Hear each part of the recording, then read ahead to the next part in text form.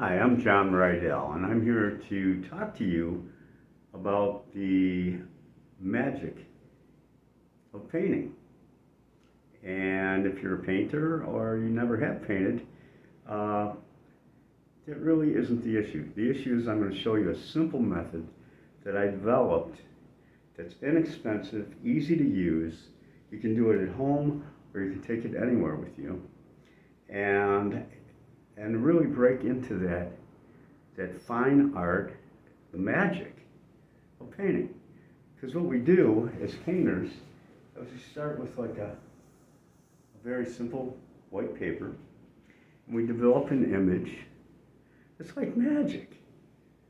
It's like recreating reality. All the movement and the sunlight and the shadows and everything that's wonderful involved in what we see every day. So here's the method. I use acrylic paints for this. The acrylics are, I use very basic colors. I use 200 milliliter tubes because these are very much less expensive. They're about 20 bucks a piece, but we only need 1, 2, 3, 4, 5, 6 colors to make all the colors in the spectrum. And I'll teach you how to mix colors as we go along. But my basic colors are black, white, ultramarine blue, cadmium yellow, burnt umber, which you can make any color brown with that, and cadmium red, medium. And we can mix just about any color we need with those. The other factor involved is I get a book of watercolor paper. It has 30 sheets. Costs about $30. So you got 120 in the paints, $30, that's 150. Okay? And then we have a few simple brushes. And for a palette this size, it's a 9 by 12, so you're only going to need so many brushes. Number one, a paint knife to mix your paint. And then we're going to have a 1-inch tapered brush, which is our big brush, the one we use the most. A small tapered brush for more detail, and a little round brush for some frills, and then a little tiny taper for the really refined stuff. And they're all easy to use, and they're about $10 a piece. So we're looking at about $50 there. So now we're at 200. Then we're gonna need, I get a used 2-liter soda bottle, so I have plenty of water to drink and to mix my paint with. And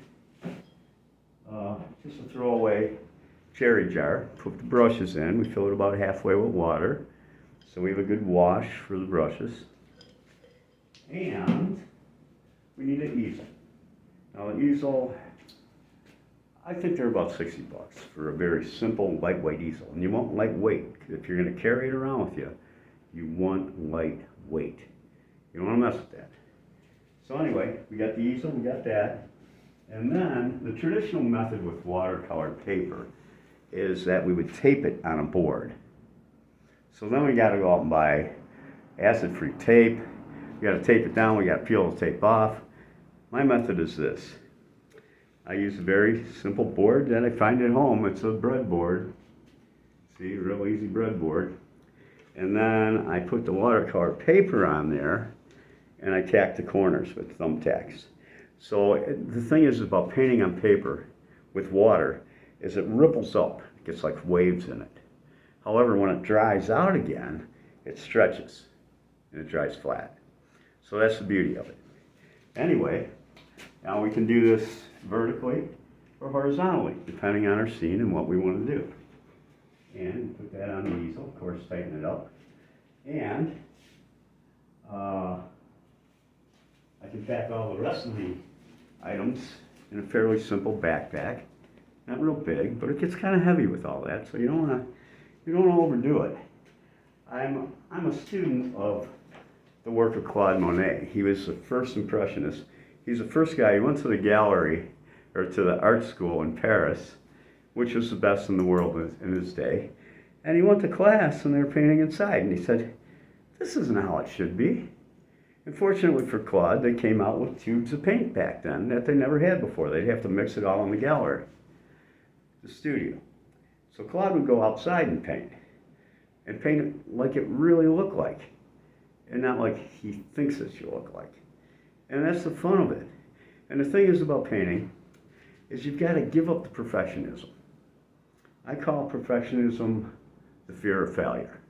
Because if you're too much of a perfectionist, you'll never do the work. You will not. And you won't let the paint flow. You won't let the paint do its work. You're a manipulator. Okay? You're manipulating a liquid. And oftentimes it'll look like water. It'll look like a liquid. So anyway, I've been out on the National Mall here in Washington, D.C. over the last few months painting different scenes. And I just thought I'd show you a little bit of the work so you get an idea of what these come out looking like. So here are some of the paintings. I'll show you. This one I call Potomac Midnight. I took that picture actually on my bicycle at 12 midnight one night and said, hey, I got to paint that. This is a Smithsonian castle. It's a little bit rough, but it's not an easy castle to paint, let me tell you. You got to feel free with this stuff. This one is the Washington Monument, looking east of the World War II Memorial. This one is the American Indian Museum. This one, I still got to put a couple flags in here, but this one is the American Museum of American History. This one, again, is the monument, as you see it in the reflecting pool. Got some more here. Bear with me. This one is really special to a lot of people. It's the Vietnam Memorial. This one is the Jefferson Memorial with the cherry blossoms. This one is the Museum of Natural History. This one is the Museum of African American Culture and History. This one is just sort of a landscape shot looking down the mall. This one is the MLK Memorial, carved in stone. This one is World War II Memorial. This one is the Korean War Memorial. This one is the American Gallery of Art.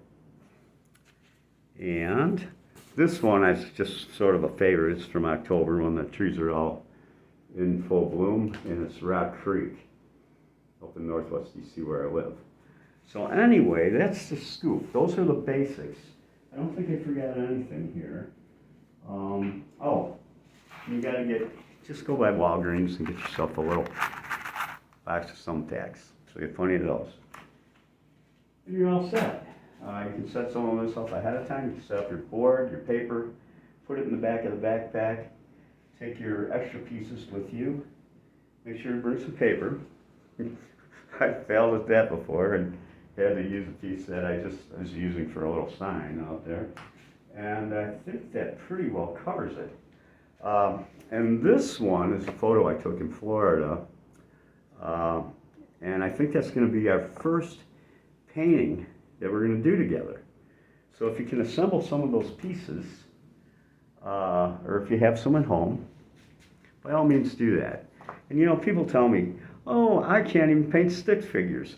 Well, I can't either, because I think it's boring. Let's paint something that kind of looks real, okay?